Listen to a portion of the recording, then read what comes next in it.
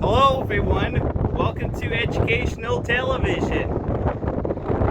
Yeah, I know it's a windy day over the microphone, but today, here, okay, can you see me now? I bet you do. Anyways, I'm right up here in this fire tower here. So, this fire tower right here was used by people that volunteer for like the fire departments. So, what they use this tower here for is for spotting out smoke. So what they would use is a special device to track where the smoke is located. For example, they would look their eye through the little scope on the table that has the arrow on it. And then they tell the dispatcher how many degrees of the direction where that fire is located. So here's the view of the tower. This tower I think is about 50 feet high, I would say. So north from here would be like Bemidji in this area. This direction would be like Walker. This direction down here would be like Park Rapids, Akeley, Osage, something like that. And then down that direction would be Morrison Lake, and of course Detroit Lakes, which is pretty far away. But that's the Smoky Hills Forest right down there too.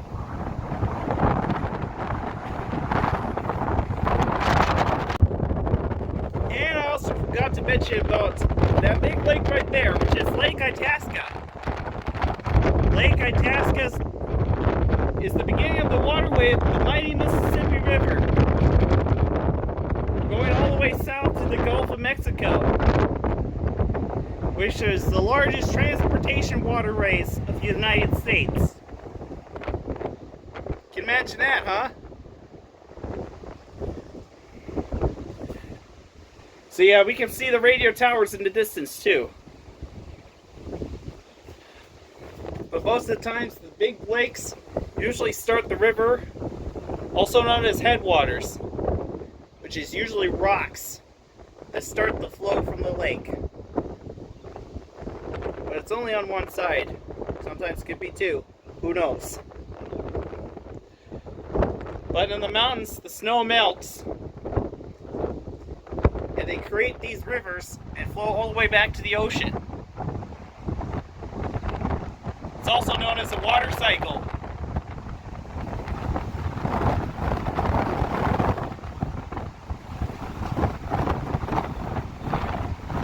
So you're asking me, where's all this wind coming from? Well, sometimes it's temperature change that usually causes this.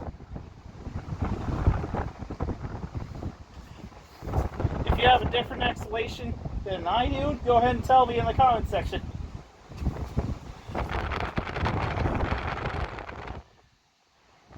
Anyways, the wind speed up here pretty much be like 50 to like 40 miles an hour up here at least, I think.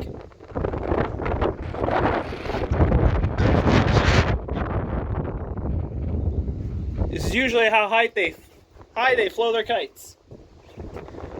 So yeah, that's the distance from the tower here, as you can tell.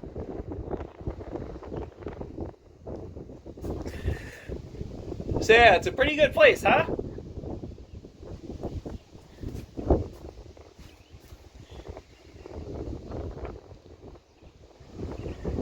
Yeah, without trees, there'd be no oxygen. No oxygen in the atmosphere whatsoever. So, it's best to save trees as best you can, so we don't lose our oxygen. Plant trees if you plan on cutting them down too.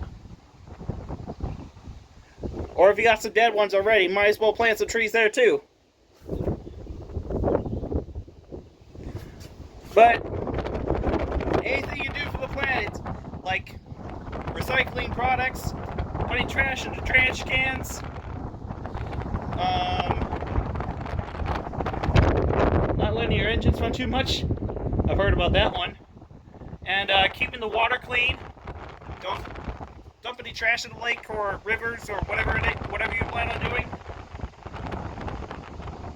And also, recycling oil in the used oil tanks also help us keep the planet clean.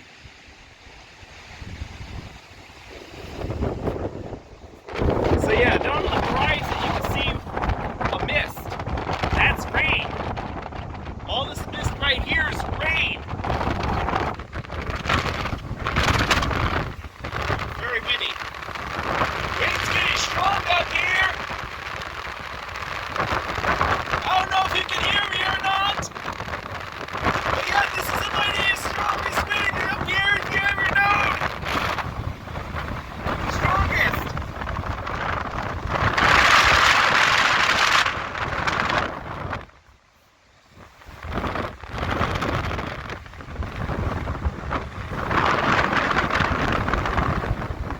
Is this incredible or what? It's almost like storm force wind. Well, probably is storm force wind anyways. But yeah, this is the rough part of the iron tower here. Made of galvanized steel. Parts of it is already wood.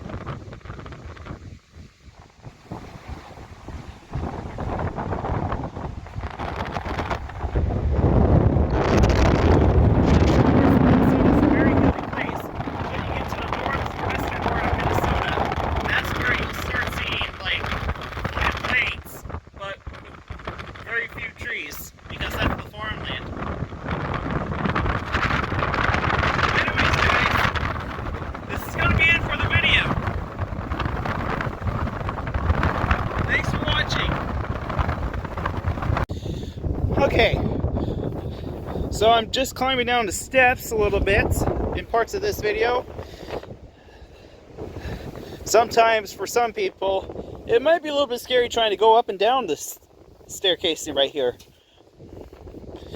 I understand, but for me, I think it's kind of fun. See, right up there, that's the tower base.